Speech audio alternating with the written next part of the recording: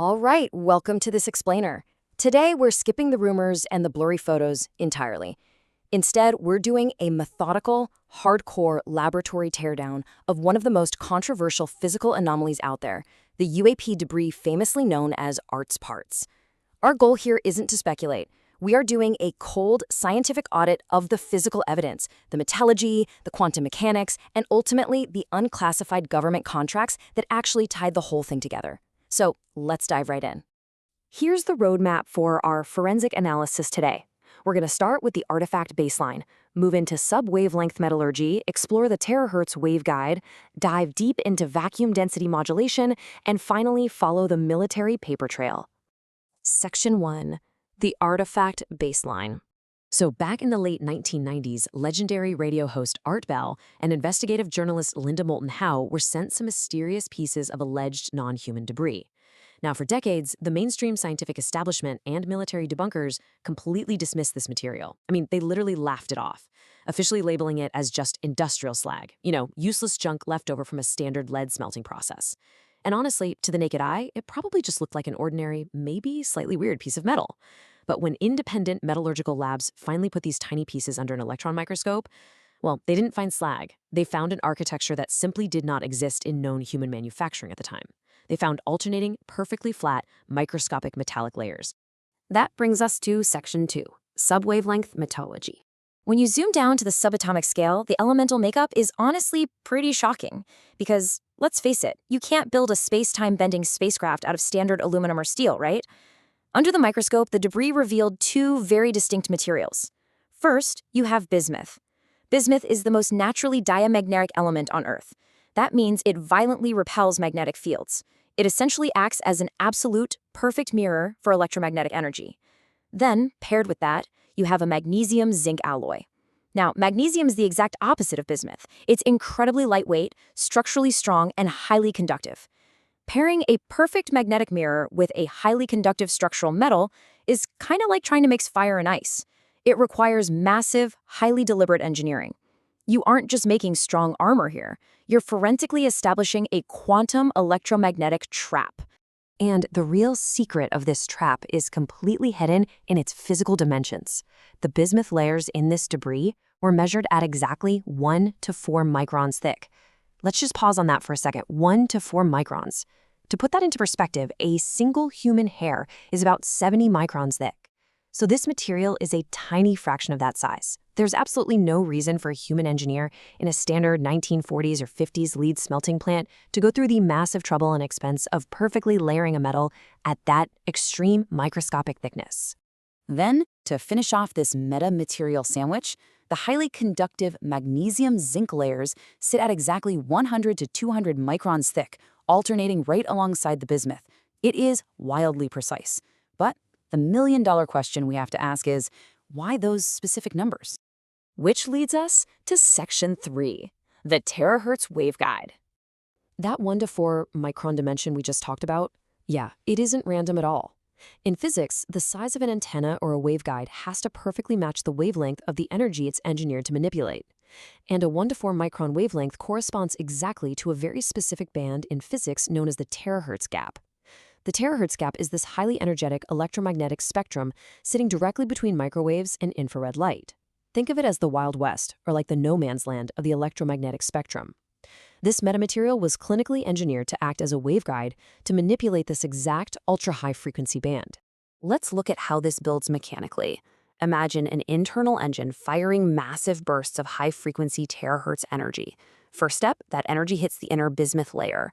Next, because bismuth is highly diamagnetic, it acts as a flawless one-way mirror and literally violently repels that energy. Finally, that trapped energy bounces back and forth through the conductive magnesium layers. It can't escape. It just compounds, resonates, and amplifies until this hyper-compressed energy literally vibrates the entire structure like a giant quantum tuning fork. Moving to Section 4, Vacuum Density Modulation. So now we're shifting gears from metallurgy into hardcore quantum mechanics. What actually happens when you trap and hypercompress energy inside this microscopic geometry? Well, the answer is that this sub-wavelength architecture, vibrating at immense terahertz frequencies, begins to interact with space-time itself. By generating this immensely powerful high-frequency electromagnetic field, the physical material manipulates the quantum vacuum, and it does this through a recognized principle in physics known as the Casimir effect. We've got the Casimir force equation here, and it mathematically anchors this whole concept. The principle was discovered by Dutch physicist Hendrik Casimir back in 1948. You have to think of empty space not as actually empty, but as a violently boiling pot of water. That's your zero-point energy. This equation mathematically proves that if you place microscopic boundaries incredibly close together, like our 1 to 4 micron bismuth layers, you literally restrict the quantum wavelengths between them. It essentially squeezes those zero-point energy bubbles right out. This localized geometry generates immense physical pressure and creates a localized region of lowered vacuum energy density. Let's break down the physics step by step so it's crystal clear. First, an intensely oscillating electromagnetic field is generated within the metamaterial. Second, thanks to the Casimir effect, the vacuum energy density inside this metric shell is artificially lowered. Finally, and this is the kicker, according to groundbreaking astrophysics papers from the 1990s, inertia itself is just an electromagnetic drag force. Therefore, when the vacuum density drops, the effective inertia of the craft drops proportionally right along with it. With near-zero inertia, the physical force required to move the craft becomes virtually zero. That, my friends, is localized anti-gravity. Just think about what this means for a second. No jet fuel, no thermal exhaust, just engineering space-time itself to slip through the universe without any resistance. To really reiterate the core mechanism here, it all comes back to the bizarre properties of diamagnetism. Because of bismuth's extreme diamagnetic response at that 1 to 4 micron scale, it's essentially acting as a force field. The trapped terahertz energy forces the craft to literally sweat a gravitational torsion field. It pushes the universe away from it, isolating the interior of the craft in a protected, low-inertia pocket. Section 5. The Military Paper Trail.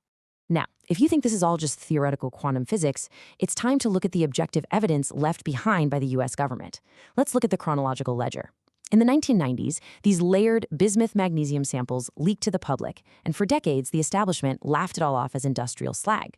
But then, on October 17, 2019, the U.S. Army publicly contradicted decades of its own debunking by signing a formal multi-year Cooperative Research and Development Agreement, or CRDA.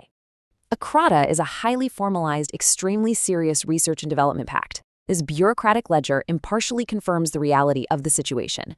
The U.S. Army Combat Capabilities Development Command partnered up with a civilian organization called To the Stars Academy. And why? Because To the Stars legally possessed those exact arts part samples. The Army signed a multi-million-dollar contract to study this specific bismuth magnesium-zinc debris. Let's be real, you do not sign a multi-year, multi-million-dollar R&D pact to study a piece of leftover lead slag. The unclassified objectives explicitly listed in that Army contract are a total smoking gun. The stated goals were active camouflage, beamed energy propulsion, and inertial mass reduction. When you translate that bureaucratic phrasing into engineering terms, they match exactly what we just audited together: a microwave resonance waveguide and localized anti-gravity. The military knew exactly what they were looking at, and they wrote it down on paper for all to see. And let's quickly address that first objective, active camouflage. How exactly does this metal achieve that? Again, it all comes down to the specific geometry. That 1 to 4 micron thickness triggers a bizarre physics phenomenon called surface plasmon resonance. When radar or light hits this layered metal, it doesn't bounce back. Instead, the energy gets trapped on the surface and turns into a fluid ripple that flows along the skin of the craft, just like water flowing smoothly around a stone in a river. It bends light and radar completely. It's essentially the active camouflage from the movie Predator, but actually rooted in real-world metamaterial science. So the absolutely crucial point to take away from this entire forensic teardown is this.